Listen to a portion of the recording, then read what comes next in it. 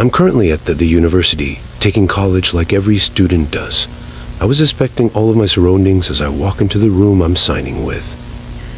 And I will not say my name because it's for the safety of my family, and I don't want them to get involved from here on now. I was able to walk into the classroom. I was able to listen to what the professor had taught us about. Her lesson was about the quick response in times of extreme heat weather.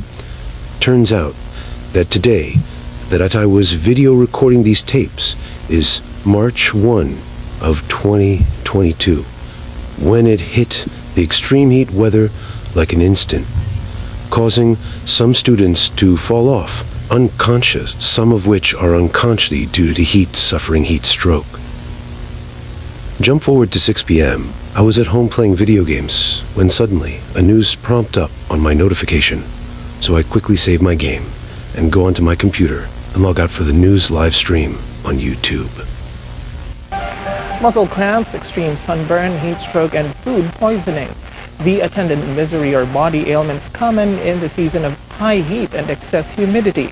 Hence this friendly reminder from the Guardians of Health that PTV's Mark Taco sums up in this report.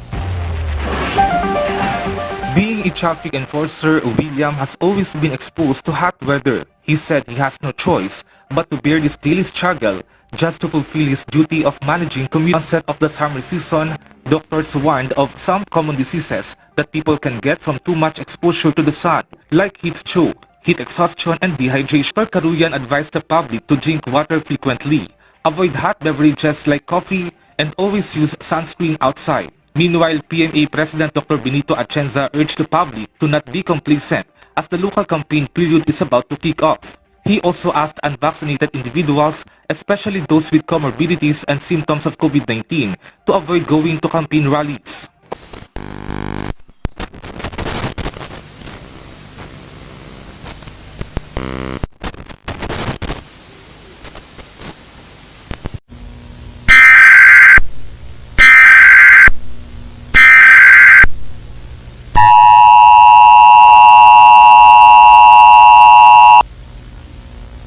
We're sorry to interrupt your broadcasting network system, because today I will be addressing everyone who is currently watching in this live broadcast to say stay inside and only go outside when the sun is about to set, or if you're walking to the destination that is important to you.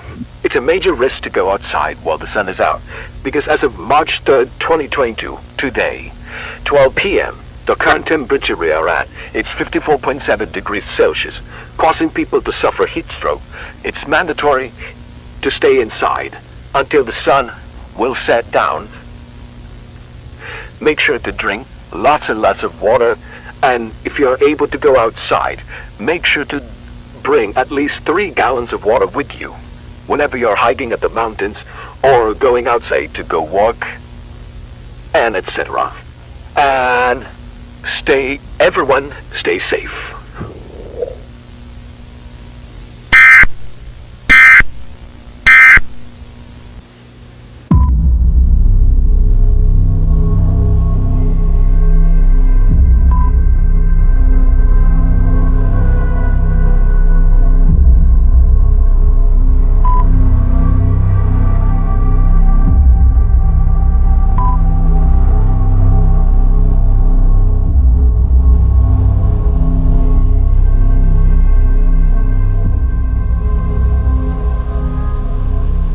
The DENR officially lifted the nationwide ban on open pit mining despite protests from environmental advocacy groups amid the climate crisis.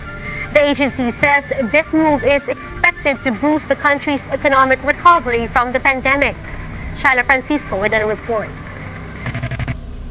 After 4 years since late Environment Secretary Gina Lopez put a stop to open pit mining, the DNR is reversing course. Her predecessor, Secretary Royce Matu, signed an administrative order lifting the moratorium on open pit mine.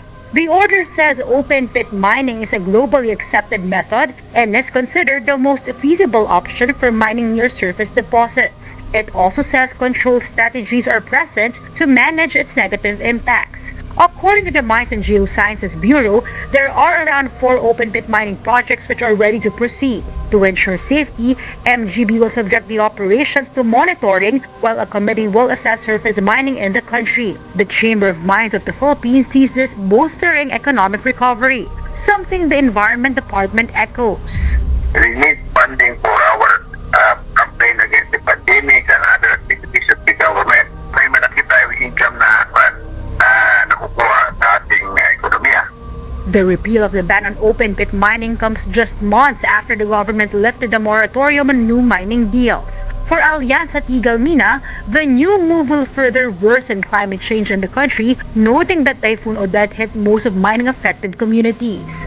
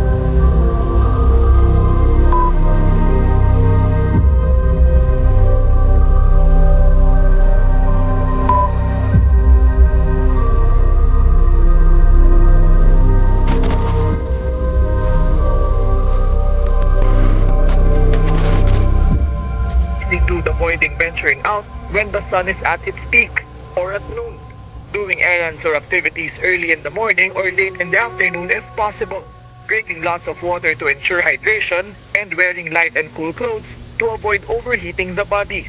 Consuming watery fruits will also help, as well as the use of sunblock, easing up on strenuous sports, and taking a health break to avoid continuous exposure to sunlight. Considered as first signs of heat stroke, fever of more than 40 degrees Celsius, reddish, warm and dry skin, the lack of sweat or oversweating, headache, nausea, vomiting, cramps and muscle tension. To address heat stroke, move to a cooler or shaded area. Remove clothing that may be adding heat to the body and apply a cold compress or splash the individual with cold water if possible. It is also recommended to seek immediate assistance.